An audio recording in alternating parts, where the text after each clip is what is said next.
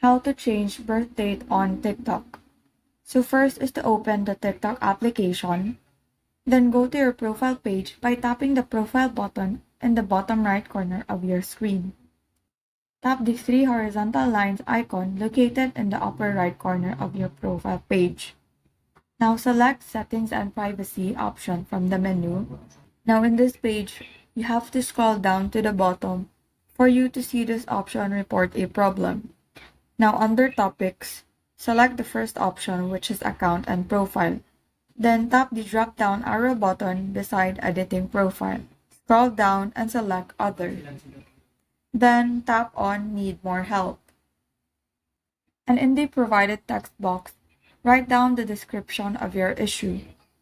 Once you're done composing your message, tap the Submit button to file your report. Now all you have to do is wait until the TikTok support team replies to your message.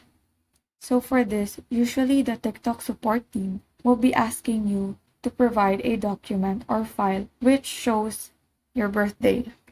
And so that is how you change birth date on TikTok. Thank you and have a great day.